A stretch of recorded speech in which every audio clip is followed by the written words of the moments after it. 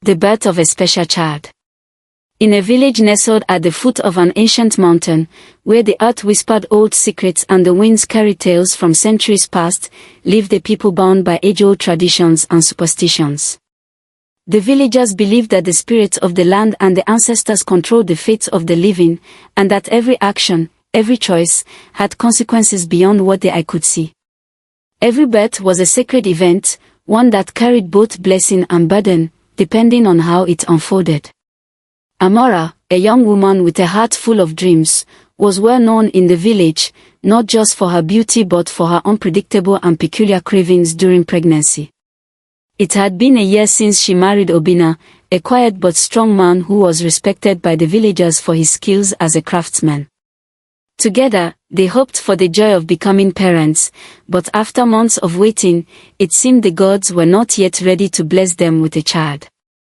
Amora's hopes were beginning to fade, but that changed when, at last, a miracle occurred. She found herself expecting. The villagers celebrated with her, singing songs of joy and blessing her womb. However, as the months passed, Amora's pregnancy became the talk of the village for an entirely different reason. It started innocently enough. Amora craved foods that were not commonly found in the village: roasted crocodile meat, wild honey, and even the rarest of birds from the neighboring mountains. But soon, her cravings grew even more bizarre. One day, she woke up screaming for monkey meat. "If I don't eat it now, the baby will be born weak, or worse, with no strength," she insisted, pacing back and forth in their small home. Obina, who was used to her strange request, immediately set out on his horse and traveled for hours to find the rare meat for her. He didn't question her, he simply obeyed. Then there was the day when Amora demanded elephant tusk soup, believing it would make her child both strong and wise. The villagers began whispering amongst themselves, wondering how much longer Amora's cravings would drive her husband to the brink.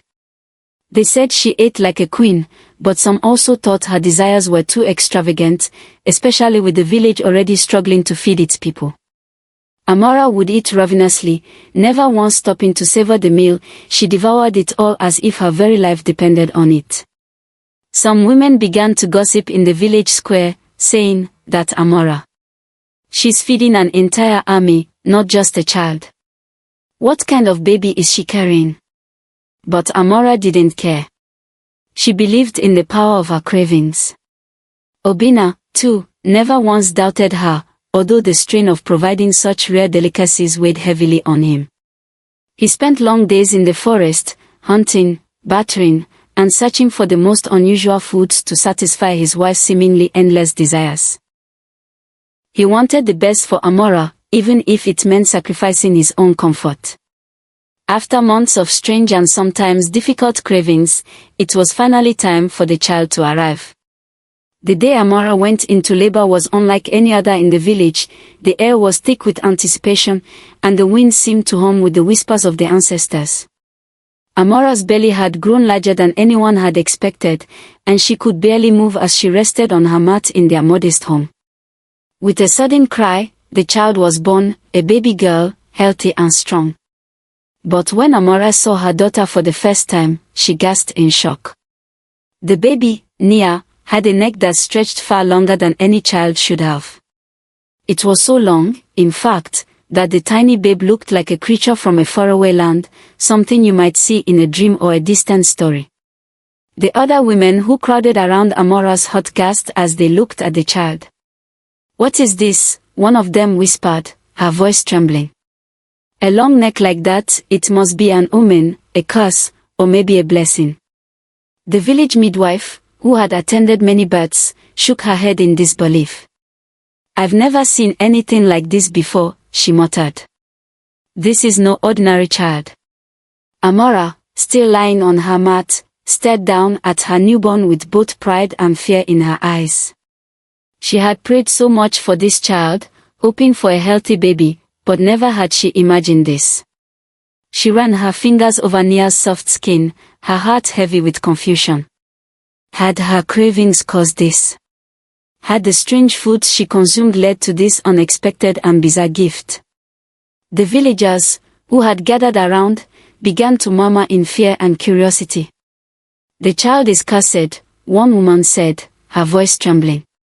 "She looks like a creature from the deep forest." Another voice joined in, louder this time. "What if this is a sign? The gods are angry. We have to appease them before this child brings misfortune upon us." Amora's heart sank as she heard their words. Her once joyous celebration had turned into a moment of dread. She had always believed in the power of her cravings and her connection to the spirits, but now doubt crept in. What if the villagers were right? What if her child's appearance was the result of her extravagant desires? The men, who had been standing silently in the back, exchanged uneasy glances. Obina, looking down at his wife and daughter, felt a pang of guilt. Had his support of Amora's cravings led them to this point? Was Nia really a blessing, or had they invited a curse into their home? Nia's first cry filled the room, and Amora blinked back tears. She knew her daughter was special, but she couldn't shake the feeling that something was terribly wrong. As the days went on, the whispers from the village grew louder. The people didn't know what to make of the child's long neck, but many had already started making cruel jokes and calling her the giraffe girl. The more they mocked her, the more Amora's heart broke. Could it be that her daughter's fate had been sealed by the strange cravings she had followed with such conviction? Amora, who had once felt so proud and sure of her motherhood, now wondered if she had made a terrible mistake, the shame and struggle. As Nia grew older, her long neck, which had once been a peculiar wonder in her infancy, became the subject of cruel whispers and harsh judgments. The villagers, who had once whispered in awe and fear, now sneered openly at her. They pointed, laughed, and called her names like a giraffe or the tall one, their words carrying weight that was far heavier than the physical burden of her neck. In the village school, Nia's life became a battleground. The children, who had once been innocent in their curiosity, now teased her mercilessly. When she walked down the dirt paths to school, the giggles followed her like a shadow. In the classroom, she could hear the whispers behind her back, the soft mockery of children who didn't understand. Some of the boys would make animal noises as she passed, while others would shout out things like, "Is there a tree nearby? Maybe we can tie you up to it," or "How does the sky look from up there?" Despite her beautiful dark eyes, long hair, and the way her skin glowed in the sunlight, Nia felt invisible. All anyone saw was the thing that made her different. Her neck had become the symbol of everything that was wrong with her in the eyes of the village. She could do nothing right, it seemed. When she tried to be quiet and blend into the background, her neck would stretch out like a beacon, drawing more attention to herself than she ever wanted. But one boy, Hugo, noticed her. Hugo was kind-hearted and quiet, and he saw beyond Nia's physical appearance. He saw the intelligence in her eyes, the beauty of her smile when it finally appeared, and the way she helped others without a second thought. He noticed her, not because of her neck, but because she was someone worth knowing. One afternoon, after school, Hugo walked with Nia toward the village's small stream, where she often went to gather water. She had tried to avoid the main paths, but he had caught up with her. "Hey, Nia," he called gently, causing her to look up in surprise. She blinked, not used to being addressed so kindly by anyone who didn't mock her. "What is it, Hugo?" she asked, her voice a bit sharp, wary of another joke coming her way. But Hugo only smiled and nodded toward the path ahead. "I've been meaning to ask, would you like to come by my place tomorrow? My mother is making pounded yam, and we could share it." Nia's first instinct was to say no. Her face flushed, and she wanted to pull away from the kind boy who had made her feel like she belonged for a moment. But she hesitated. "Why me? You know what the others say, you're better off with them." Hugo's smile faltered slightly, but he stood firm. "The others don't know what they're talking about. Don't let their words shape who you are. You're beautiful, Nia. You're worth more than they'll ever see." Nia was taken aback. She looked at Hugo, his honest, open face not hiding any hint of mockery. He meant it. For the first time in a long while, she didn't feel like the odd one out. But then, doubt crept in. Why do you want to be around someone like me? You're not like them.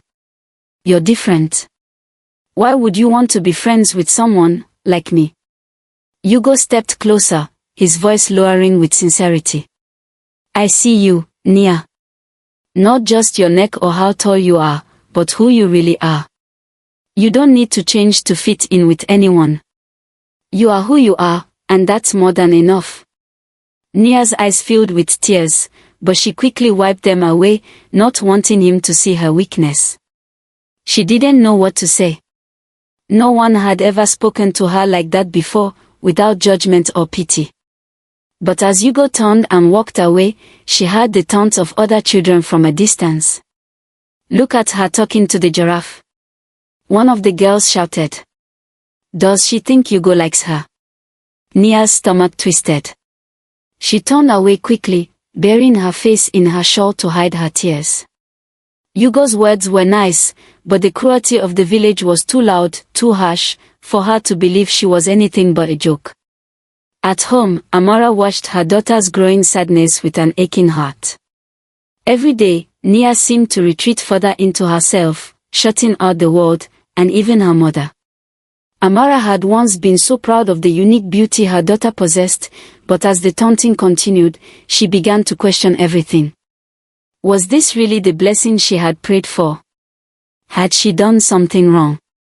She remembered the village's whispers about her own strange cravings during pregnancy and wondered if she had invited the gods' disfavor upon her daughter. Come sit with me, Nia, Amara called softly one evening as Nia sat by the window, staring into the night. Nia didn't answer, but Amara didn't give up. She pulled a chair next to her and gently sat beside her daughter. Why do you sit here alone every night, my love? Amara asked, her voice tender but filled with concern. Nia shrugged, staring out at the flickering village lamps. It's better this way. If I stay inside, at least they won't laugh at me. Amora's heart broke as she reached out to touch Nia's arm. Oh, Nia, don't listen to those children. They don't know your worth. You are a beautiful soul. You carry a gift that others don't understand, and that's okay. One day, they'll see who you really are. But Nia couldn't hear the comforting words anymore. She couldn't see her beauty, couldn't feel the strength Amora spoke of. All she saw was the endless mockery, the cruelty that made her wish to blend in, to disappear. I just want to be normal, Nia whispered, her voice breaking as she looked up at her mother. Why did I have to be born like this? Why couldn't I be like everyone else? Amora's face twisted with grief as she hugged Nia tightly. My child, you are more than just your neck. You are everything I ever prayed for. Do not let the opinions of others decide who you are. You are a miracle. But Nia couldn't shake the feeling that she wasn't just a miracle, she was a burden. The weight of her neck, of her difference, felt like a curse. The more she tried to embrace her uniqueness, the more she longed for the simplicity of a normal life. The days went on, and Nia grew quieter, more withdrawn. She stopped going to the stream to fetch water, stopped playing with the children in the village, and spent her days in solitude, wishing for a life that didn't feel like a constant reminder of how different she was. She couldn't understand why the world had turned against her, why her own body had become a symbol of shame. She could only wonder, if she had been born differently, would she still be loved? Would she still belong? And yet, in the darkest moments of her loneliness, a small flicker of hope remained, a hope that someday, somehow, someone would see her for who she truly was. But for now, that hope felt too distant to reach. The act of rejection. The weight of the cruel words, the endless laughter, and the looks of pity had grown too heavy for Nia to bear. Every day, the villagers' mockery felt like a chain around her neck, pulling her down deeper into despair. No matter how much her mother tried to comfort her, no matter how many kind words Hugo offered, the darkness in Nia's heart only grew stronger. One evening, as the sun dipped below the horizon and the village settled into its usual rhythm, Nia made a decision. She could no longer live under the weight of everyone's expectations. She couldn't endure the constant ridicule, the looks that followed her wherever she went. The world felt too small, too cruel, and she believed she had no place in it. Late that night, when the village was asleep and the moonlight cast an eerie glow over the quiet houses, Nia packed a small bundle. She didn't take much, just the bare essentials, and she carefully folded a note to her mother. The words came slowly, weighed down by her pain. "Mama, I can't live this way anymore. I am too different, too strange for this world. I'm leaving to find peace, away from the shame and the laughter. Please don't look for me. I need to be alone. I love you, and I hope you forgive me for leaving." With trembling hands, Nia placed the note on her mother's pillow. She glanced around the room one last time, feeling a deep sense of emptiness. But she didn't hesitate. She walked out of the house quietly, her heart heavy but determined. She left without a sound, slipping into the night, away from the village that had never accepted her. The cool night air stung her skin as she made her way toward the forest, the only place she could think of to escape the endless torment. The trees seemed to whisper in the wind, as though the earth itself was trying to guide her toward something unknown. But Nia didn't know where she was going. She only knew she couldn't stay anymore. The next morning, when Amara woke, she felt a cold emptiness in the air. Nia's absence was immediate, and the note she had left behind only deepened the pit in her heart. The tears came quickly, blurring her vision as she read the words over and over. Why had she done this? Why hadn't she noticed the pain her daughter was hiding so well? In a panic, Amara ran to the village square, calling out for Nia, but no one had seen her. The villagers, at first indifferent, began to murmur amongst themselves. Where had Nia gone? Was it true that she had abandoned her family, left them to fend for themselves? Rumors spread like wildfire. Some said she had run away to the mountains, others whispered that she had been taken by the spirits of the forest. There was talk of dark magic and curses. Some of the village women said that Nia's long neck had angered the gods, that she had been abandoned because she was a child of misfortune. The search began in earnest. Every villager joined in, some reluctantly, some with a sense of duty, and others driven by a mixture of concern and curiosity. But despite their efforts, Nia was nowhere to be found. Nia wandered deeper into the forest than she ever had before. She didn't have a destination, only a need to escape the life that had never felt like her own. The trees around her grew thicker and taller, their trunks twisted and ancient, casting long shadows across the path. The silence of the forest was both comforting and unsettling. Here, she was alone. Completely and utterly alone.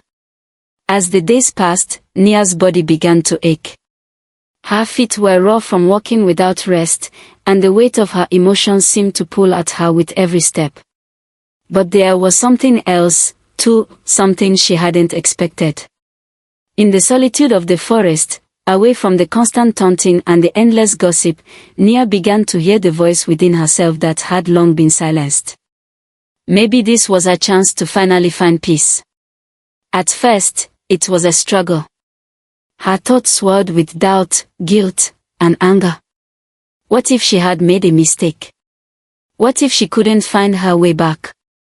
She wanted to believe that leaving the village would bring her the peace she craved, but a small part of her, a quiet voice she had long ignored, told her that this wasn't the solution.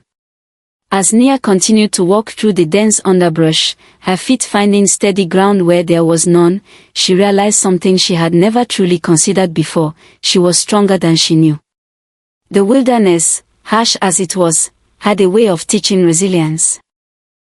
Nia learned to recognize the sounds of the forest, to listen to the calls of the birds, to see the signs of where water could be found. She began to notice the subtle beauty around her, the way the light filtered through the leaves, the gentle rustling of the trees, the distant song of the wind. It was as if the forest was speaking to her, teaching her how to survive, how to thrive in a world that felt too cold and judgmental. Her long neck, the feature that had once made her feel so alien and rejected, became a tool for survival.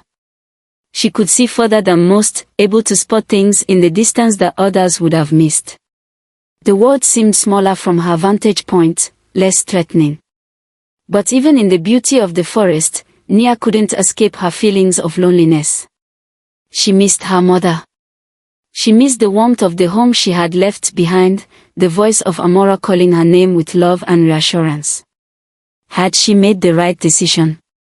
The isolation began to sink in. There were moments when Nia felt completely at peace, walking among the trees and feeling the cool breeze on her face, but other times, the loneliness would overwhelm her.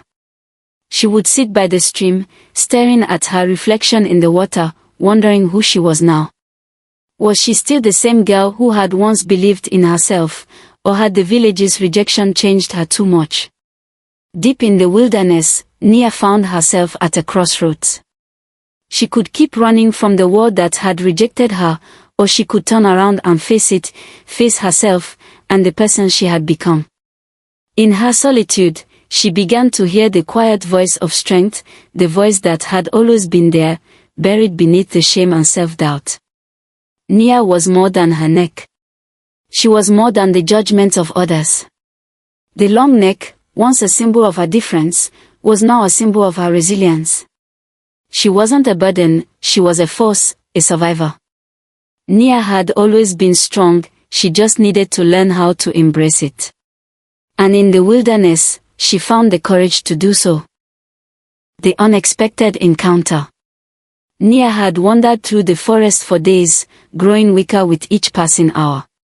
Her body ached, her feet were blistered from the constant walking, and the once clear sky had turned grey with the threat of rain. She had no idea where she was going, only that she needed to escape. But as the loneliness and exhaustion began to take their toll, something in Nia began to change. Deep in the forest, far from the village and its cruel whispers, Nia began to wonder if she had made a mistake. The peace she had craved seemed out of reach, and the solitude no longer felt like freedom. Her heart ached with longing for her mother, and in her deepest thoughts, she questioned her decision to leave. It was on one of those days, as the sun struggled to break through the thick canopy of trees, that Nia stumbled upon something unexpected.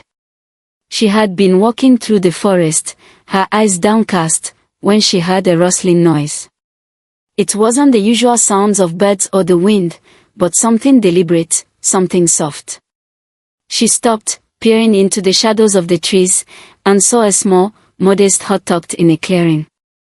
The smoke rising from a chimney told her that someone lived there, someone who had managed to remain hidden from the world for all these years. Curiosity piqued, Nia hesitated but approached cautiously. The moment she stepped into the clearing, she felt a strange sense of calm wash over her, the kind of peace that only comes when one is in the presence of something ancient and wise. A woman emerged from the hut. Her hair was white and long, tied in a loose knot at the back of her head. Her skin was dark, her eyes deep and knowing. She was slender but radiated strength, a presence that seemed to command the very air around her. "Who are you, child?" the woman asked softly, her voice carrying a weight that spoke of wisdom and years of experience. Nia stood frozen for a moment. She had expected to find someone who might scold her for being in the forest or send her away, but this woman felt different. She didn't seem surprised or frightened to see Nia. Instead, her gaze was calm and understanding. "My name is Nia," she said hesitantly. I've been wondering for a while. I couldn't take it anymore. The village, they never accepted me." The woman studied Nia for a long moment, her eyes not judging, but observing. "You carry a heavy burden, don't you?" she said, her voice full of empathy. Nia nodded, her throat tight with emotion. "My neck, the way I look. Everyone laughs at me. They call me a giraffe. I don't belong anywhere." The woman's expression softened, and she stepped closer to Nia. "Come inside, child. You look weary, and I believe I can help you find what you seek." Inside the small hut, the air was filled with the scent of herbs and incense, the walls lined with shelves filled with jars of strange plants and powders. There was a peaceful quiet that seemed to settle in, as though time had slowed itself to accommodate the sacredness of this place. The woman gestured for Nia to sit on a mat by the fire, and after a moment, she joined her, settling gracefully onto the floor. "I am Sarai, a healer," the woman said, her voice calm. "I live here alone, far from the world that judges. People come to me when they are lost, when they need guidance." Nia listened intently, a sense of curiosity bubbling within her. "What do you mean when you say people come to you for guidance?" Sarai smiled, a knowing look in her eyes. "The world often tells us what we should be. It judges us for the things that make us different, that make us unique. But, child, what if I told you that your difference is not a flaw? What if I told you that your neck, yes, your long neck, is not a burden, but a gift?" Nia blinked in surprise, her heart racing. "A gift? But everyone calls me a freak, a monster." Sarai gently placed a hand on Nia's, her fingers warm and steady. "They do not understand. But I do, child. Your neck is not a curse. It is a symbol. A symbol of wisdom. A symbol of strength. It allows you to see beyond the surface, to see the truth in others, even when they do not show it. You are gifted with insight, with the ability to understand the world and people in a way no one else can. Your uniqueness is your power." Nia felt a weight lift from her chest, though it was still hard for her to believe. She had spent so many years hating her appearance, hiding from the world, wishing for a life where she could blend in. But Sarai's words resonated with something deep within her, something she had never dared to acknowledge before. "Do you mean that I'm not a freak?" Nia asked, her voice barely a whisper. Sarai smiled gently, her eyes shining with understanding. "No, you are not a freak. You are a vision, a beacon of what is different in a world that is afraid of difference. You have strength in you, child. And with that strength, you will heal not only yourself but others as well. You have a purpose, Nia. A purpose far greater than anyone has ever told you." Nia stayed with Sarai for several weeks, learning more than she could have imagined. Sarai taught her how to care for herself, both physically and emotionally. She introduced Nia to the ways of healing through herbs, plants, and the ancient wisdom passed down through generations. But more importantly, Sarai showed Nia how to embrace her uniqueness, how to see herself not as a burden but as a powerful force in the world. "Your neck," Sarai explained one evening, "is a gift from the ancestors. It allows you to see the world from a higher perspective. You can hear the whispers of the wind, see the distant mountains before anyone else. You are connected to the earth in a way that no one else is." As Nia learned to accept herself, the darkness that had clouded her heart began to lift. She no longer saw her neck as something to hide or be ashamed of. Instead, she began to see it as a symbol of her strength, her resilience, and her unique place in the world. It was not a deformity, it was a reflection of her destiny. And with that newfound understanding, Nia felt a deep sense of peace she had never known before. The emotional scars that had once defined her began to fade, replaced by a confidence and clarity that came from within. Sarai had given her not just physical healing, but spiritual guidance, a way to see beyond the ridicule, beyond the mockery, to the truth of who she was. As Nia spent more time with Sarai, she felt herself growing stronger. She no longer felt the need to hide in the shadows, to shrink away from the world. Instead, she felt ready to face it head-on, to return to the village and show the people who had once rejected her the power of her uniqueness. She now understood that her neck was not something to be ashamed of, it was a gift, one that allowed her to see the world in ways others could not. The next chapter of her journey was just beginning, and she knew she would face it with strength, wisdom, and an unwavering belief in herself. The return and transformation. The forest, with all its wisdom, had given Nia the clarity and strength she needed. She had learned from Sarai that her uniqueness wasn't something to be hidden or ashamed of. It was, in fact, a gift that allowed her to see the world with a different perspective, one that few others could. Now, as she stood at the edge of the forest, preparing to return to the village, Nia felt a deep sense of peace within herself. She had finally accepted the girl she was, and with that acceptance came a power she had never known before. When Nia walked back into the village, it was as if the world had shifted. She no longer slunk down the narrow paths, trying to avoid the gaze of others. Instead, she walked tall, her posture proud, her neck held high, a symbol of the strength and wisdom she had discovered within herself. The villagers who had once whispered cruelly behind her back, who had mocked her for her long neck, now turned their heads in curiosity. Nia's first stop was the village square, where a small crowd had gathered, as they always did, to gossip and share news. As she walked toward them, the chatter stopped. The air was thick with silence as the villagers took in her presence. Gone was the shy, broken girl who had fled in shame. In her place stood someone entirely different, someone who carried herself with grace, confidence, and a quiet strength. For a moment, no one knew what to say. They had seen Nia's transformation. She had come back as someone new, someone they could no longer dismiss. Nia walked directly to the center of the square and stood still, waiting. The villagers, still unsure, began to murmur, but Nia raised a hand, and the crowd fell silent. "My name is Nia," she began, her voice steady and clear. "I was once ashamed of who I am. I tried to hide my neck, my difference, because I believed it was something to be ashamed of. But I have learned, through my journey, that this neck, this gift, is not a curse. It is a part of me, and I wear it proudly." She paused, her eyes sweeping over the crowd. We all have something about ourselves that makes us unique. Something that the world might mock or misunderstand. But we should never hide that. We should embrace it, for it is what makes us strong.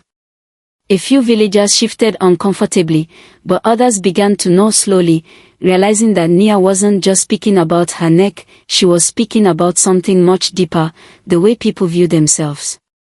As Nia spoke, Hugo, who had been standing on the sidelines, watched her with wide eyes.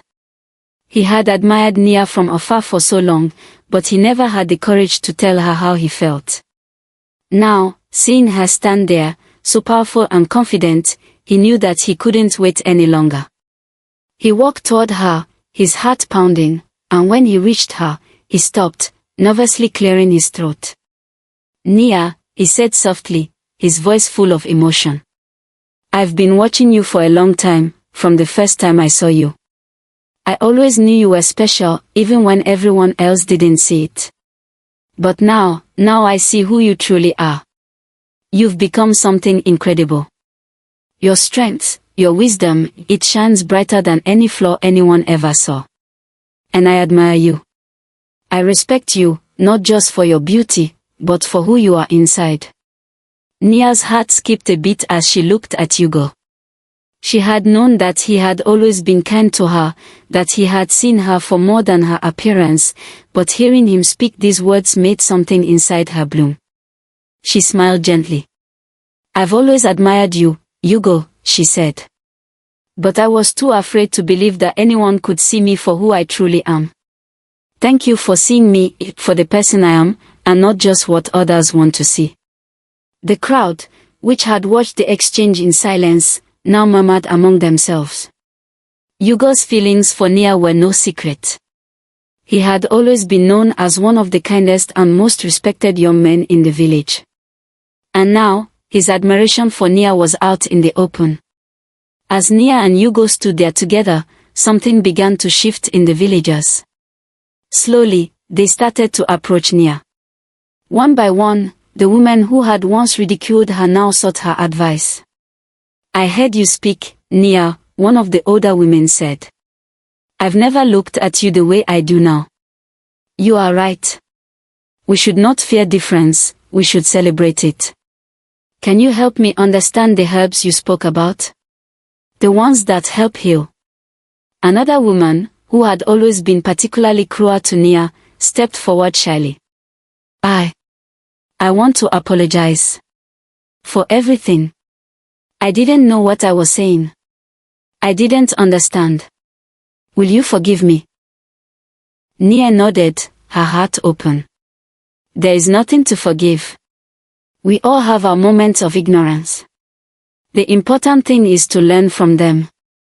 And so, Nia began to share the wisdom she had gained, both from Sarai and from her own journey. She became a guide to the women in the village, teaching them about the power of self-acceptance, the importance of embracing one's unique gifts, and the strength that comes from understanding one's true worth.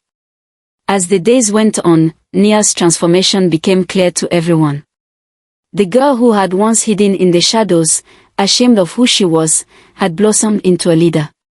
She was no longer the object of mockery, she had become a symbol of strength, wisdom, and courage. The villagers who had once ridiculed her now looked at her with awe and respect, and many of the children who had once laughed at her began to see her as a role model. Her relationship with Hugo blossomed too. They spent their days together, helping the village, learning from each other, and building a future that Nia had never thought possible. She had learned to accept herself, to see the beauty within her, and now, others saw it too. The village began to change. Slowly but surely, the people began to understand that beauty is not something that can be seen only on the surface, but something that comes from within. And the most important lesson they learned from Nia was that true beauty is found in the courage to live authentically.